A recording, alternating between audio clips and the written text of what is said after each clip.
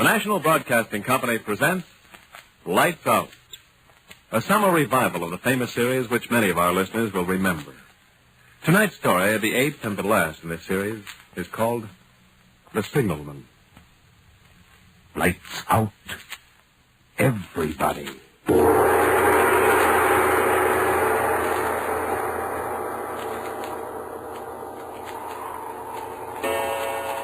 This is the witching hour. The hour when dogs howl and evil is let loose on the sleeping world. Sit in the dark now and listen to Lights Out.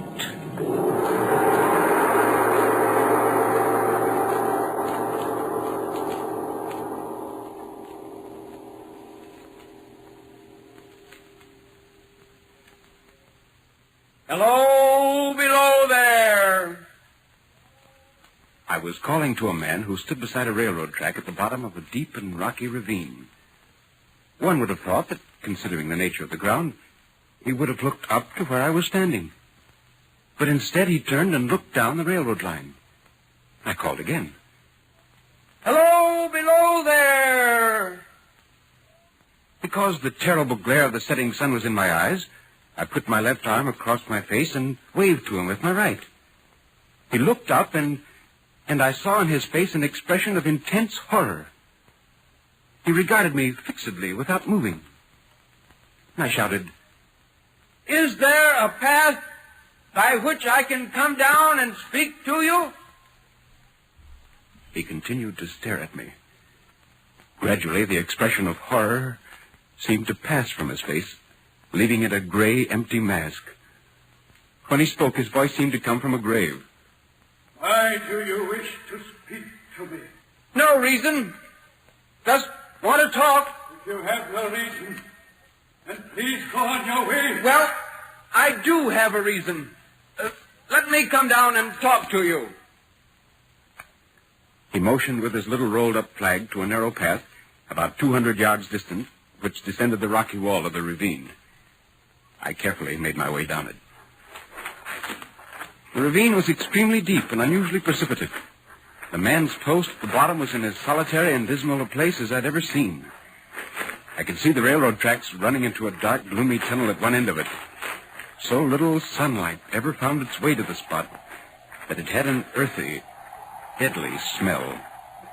And so much cold wind rushed through that it struck chill into me, as though I'd left the mortal world. Hello, I'm afraid I'm intruding. Well? I'd better explain.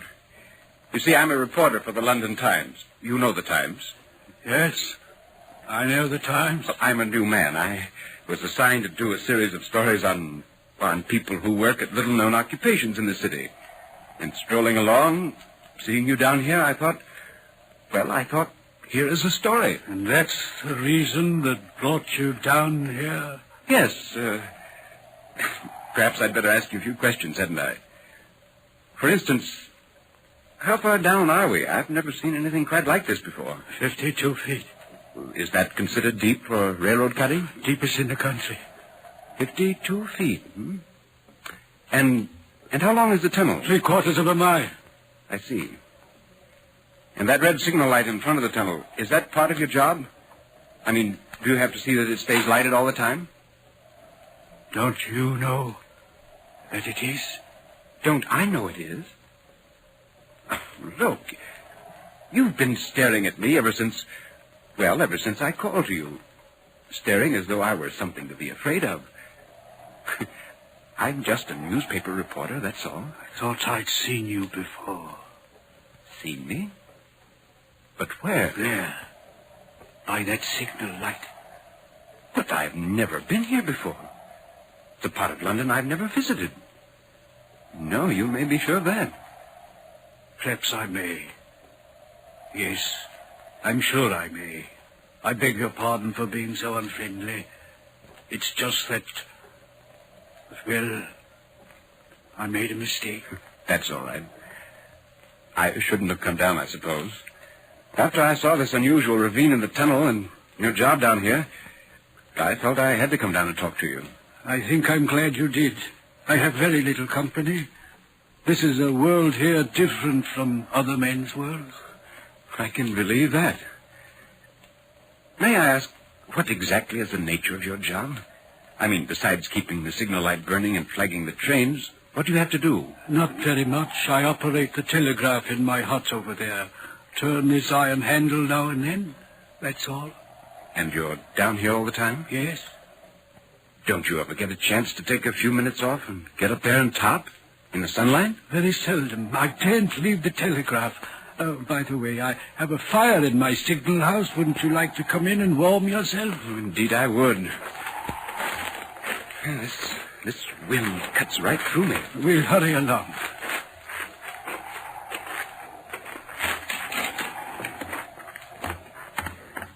There. This will be better. Yes.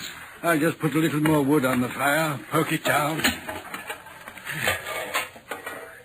How do you stand that wind? I'm about frozen. I've been here 8 or 9 years, maybe 10. I'm used to the wind.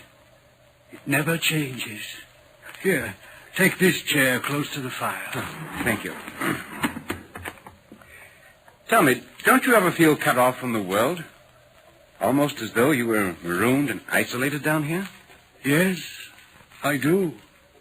This is a world in itself, down here. It's as wide as the tunnel is, and as high. Those are the boundaries of my world. For 1 hour, sometimes less, the sunlight falls into it, and at night I see the bright stars, as other men do. But that is all our 2 worlds hold in common. But why did you ever take such a job? Because excuse me, a message. Certainly. 6:15, Roxborough, 10 minutes late.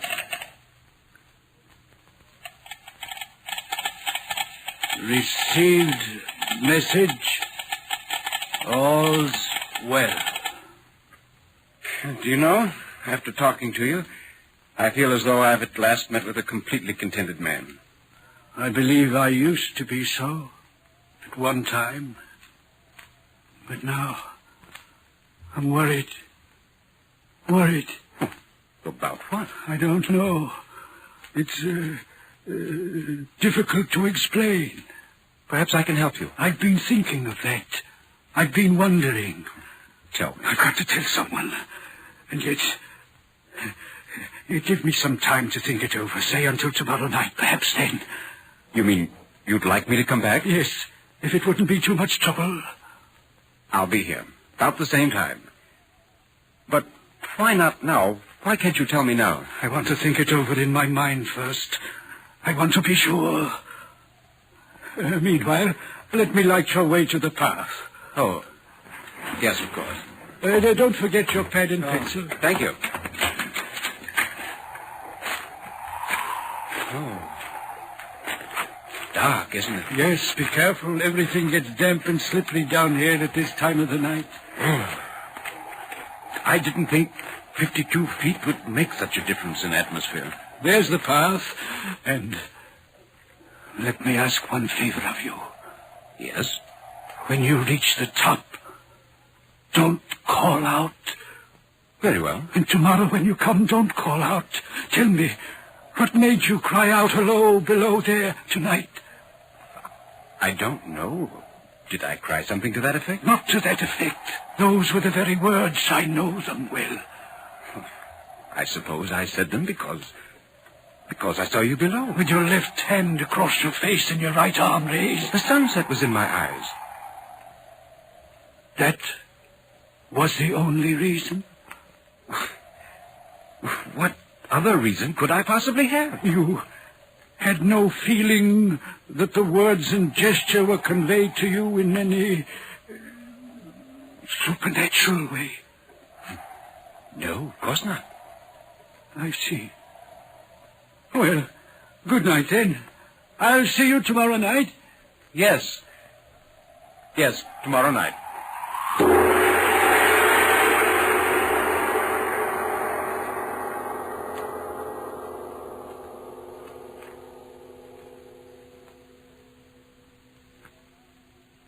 That night, I slept poorly. Or rather, I didn't sleep. Because the man's face was constantly before me. And there was something in the eyes of fear, a wordless crying, agony of spirit that fevered my own brain and wouldn't let me rest. All night long, I watched the face, and behind it was the sun going down in flames beyond the ravine, and a figure which I recognized as myself, one arm shading the eyes, the other waving and standing in the ravine and shouting, "Hello, below there!" In the morning, my landlady awakened me. She said I'd been crying out in my sleep all night. Throughout that day, I worked with one eye on the clock, counting the hours until my appointment with the signalman. At last it came. The sun was going down again as I made my way down the path into the dank and unworldly ravine. He was waiting for me at the bottom with his white light. I didn't call to you. It's as you asked. I'm glad you didn't. I was waiting for you. Come along, we'll go into the hut and talk. It's warm there. Good. I'm glad you came. At times during the day I feared you wouldn't. I promised you. Yes.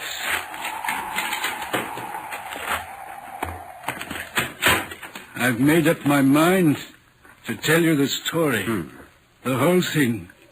Sit down. Thank you. But before I do, tell me, do you believe that I am in my right mind? Yes. Yes, I believe that. All right. Do you remember yesterday evening the fact that I took you for someone else? Yes. That's what's troubling me. The mistake, you mean? No. There's someone else I took you for. Who is he? I don't know. Oh, does he look like me? I don't know. I've never seen his face. You see, the left arm is across the face, always. And the right arm is waved violently this way. It's as though he were trying to signal me, for God's sake, clear the way. Where do you see him? I may as well start at the beginning. One moonlight night about a year ago, I was sitting here when I heard a voice cry out, "Hello, below there!" It was just as you called last evening. I jumped up and looked out of the door and saw this someone else standing by the red light near the tunnel, waving, just as you did last night. One arm across the face, the other waving toward you? Yes, the voice seemed hoarse with shouting, and it cried, "Look out! Look out!" And then again, "Hello, below there, look out!" I caught up my lamp, turned it on, and ran toward this figure. "What's wrong?" I said. "What's happened?" He didn't speak. Stood just outside the blackness of the tunnel. I advanced so close upon it that I wondered at its keeping the arms across the eyes. I ran right up to it and had my hand outstretched to pull the arm away when it was gone. Gone? Where? I don't know. I ran on into the tunnel, 500 yards maybe. I stopped and held my lamp over my head. And all I saw were the wet stains trickling down the walls. I ran out faster than I'd run in, searched the area with my light, and then came back here and called Burnham and said the alarm had been given. Anything wrong? They answered, "All's well. Disregard alarm message." Well, don't you suppose you could have imagined seeing him? Yes, but you forget. I also heard him. Yes, but listen to the wind whistling through the tunnel. It sounds almost human at times. It's possible to Let imagine... me finish. You haven't heard the rest.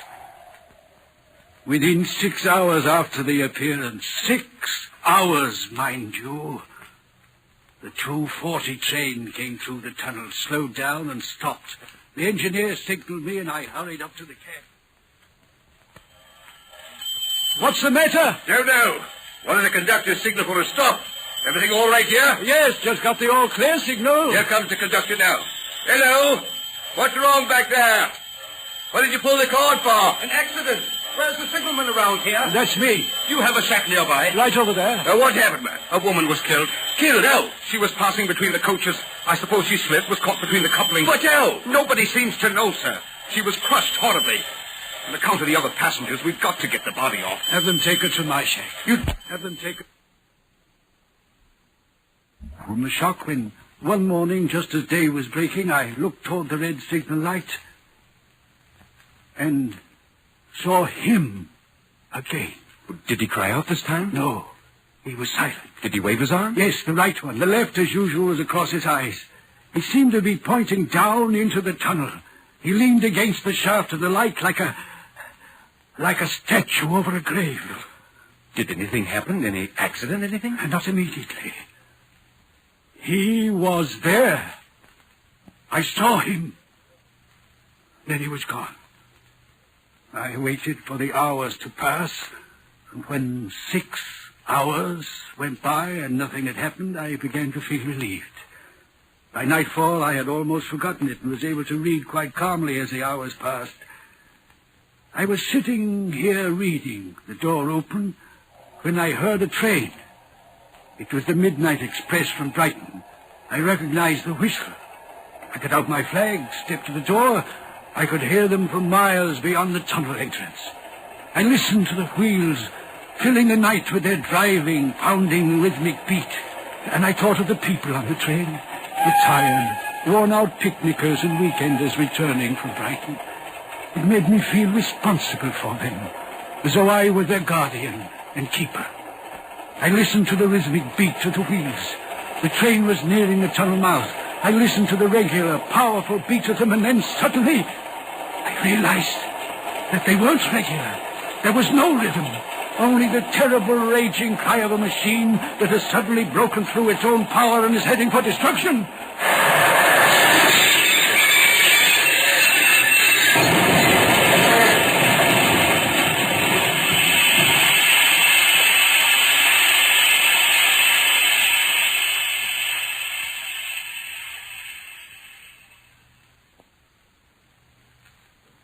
It was the worst wreck on the line.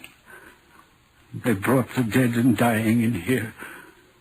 They laid them at the place where he stood waving to me that very morning. And this was the second accident after you'd seen him? Yes. And the thing that is worrying me now, it came back again a week ago. Oh. Ever since, he's been there now and again by fits and starts. Standing by the light? Yes. What does he seem to do? The left arm is over the face. The right arm is waving. He seems to be trying to say, for God's sake, clear the way. Can't believe it. I have no peace or rest from it. It calls to me for many minutes together in a frightful manner. Below there, look out, look out. It stands waving to me. Well, have you seen it tonight? No. Not yet. Well, will you come to the door with me and look for it now? Yes. Yes, I will.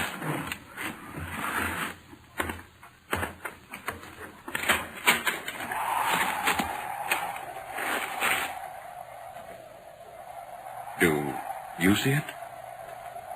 No. It's not there. Then let's go back.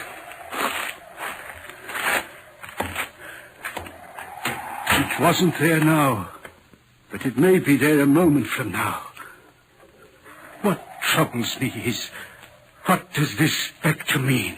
What is the danger? Where is the danger? There is danger overhanging somewhere on this line. Some dreadful calamity is about to happen. It's not to be doubted this third time after what has gone before. But what can I do? Nothing that I can see. If I telegraph danger, I can give no reason for it. I should get into trouble and do no one any good. They would think I was mad.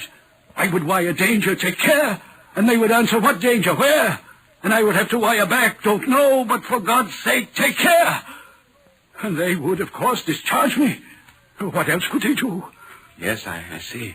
When it first stood under that light, why didn't it tell me she is going to die? Let them keep her at home. When it came the second time, why didn't it tell me how the accident could have been averted? If it came on those occasions only to show me that its warnings were true, why doesn't it warn me plainly now? Why doesn't it tell me what is going to happen so that I can change it? Listen, there's nothing you can do.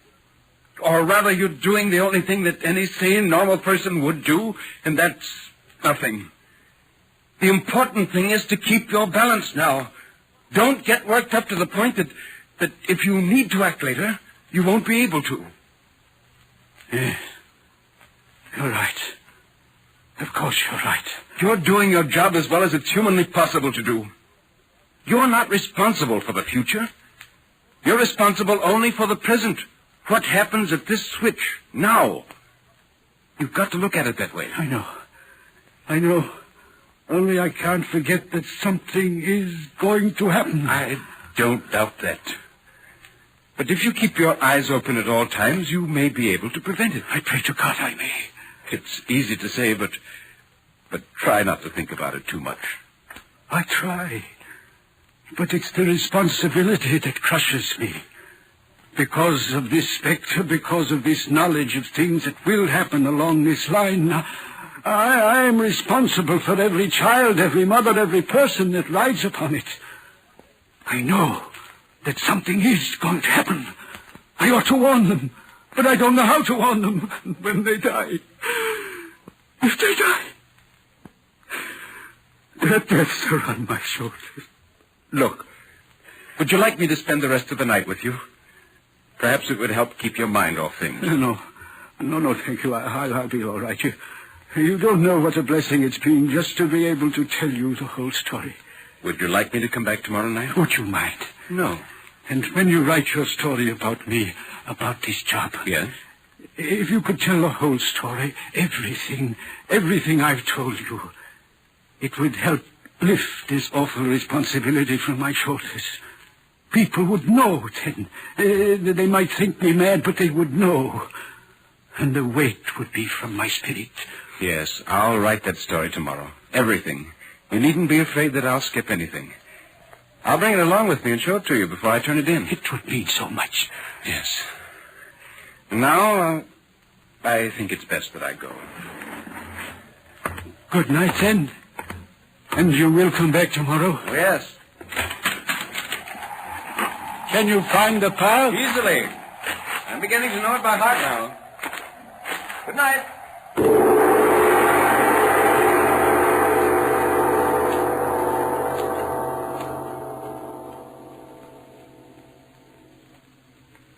I went to bed immediately after returning to my lodgings.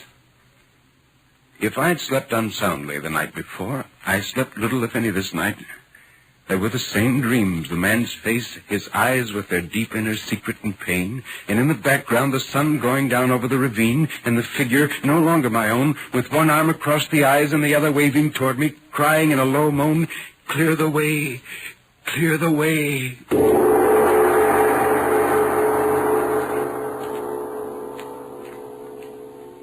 In the morning, when I came to work, I felt tired, almost feverish.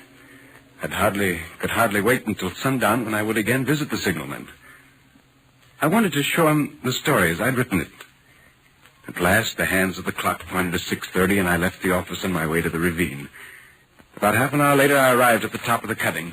I glanced down, and there, close at the mouth of the tunnel, I saw a man, his left arm across his eyes, passionately waving his right arm. The nameless horror that oppressed me passed in a moment, for I saw that this man was a man indeed, and that there was a little group of other men standing at a short distance, to whom he seemed to be rehearsing the gesture he made. With an irresistible sense that something was wrong, with a self-reproachful fear that fatal mischief had come of my leaving the man there alone in his state of mind the night before, I descended the rocky path with all the speed I could make and ran up to the crowd. What's the matter here? Signalman killed. When? Just a little while ago. Not the man belonging to this post? Aye. Not the man I know? You will recognize him, sir, if you are a friend to him. The body is over here.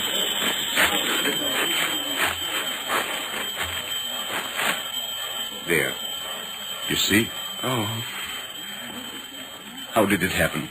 He was cut down by the engine, sir. Just as he was lighting that red lamp. No man on the line knew his work better. But somehow he wasn't clear of the outer rail. He had the lamp in his hand ready to light it as the engine came out of the tunnel. His back was toward it, and she cut him down. Here's the engineer now. Tom, show him how it happened. Yes, how did it happen? I'm a reporter from the Times. Well, sir, coming around the curve in the tunnel, I saw him at the end. There was no time to check the speed, but I always knew him to be very careful. Only this time, he didn't seem to pay any attention to the whistle. I finally shut it off when we were running down on him and called out to him. What did you say? I shouted, "Hello, below there! For God's sake, clear the way!" No. Yes, sir. That I shouted. Oh, it was a terrible thing, sir. I never left off calling to him. Finally, I put my left arm across my eyes so that I wouldn't have to see, and I waved this arm to the last. But it was no use, sir. No use. No use.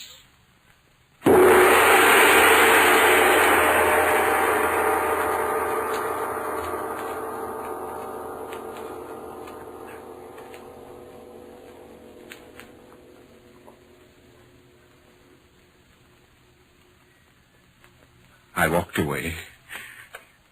I was trembling so that it took all my efforts to climb the rocky path to the top of the ravine. I knew the sun was going down in flames behind me, but I dared not look. I hurried back to my desk at the office and began writing the tragic end to the story.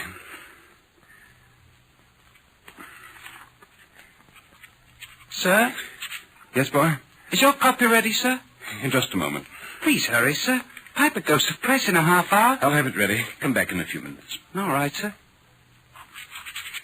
This, then, is the story as it was told to me and as I saw it. I make no judgment of it, no deductions. It happened. I know it happened. That is all. Except I bear with me the memory of a humble man, lonely and isolated from this world of ours, one who bore the responsibility for his fellow men so strongly on his conscience that he died from it. For I am convinced that that alone is what brought him to this end, not the train, which was merely an instrument of fate. Signed, Charles Dickens.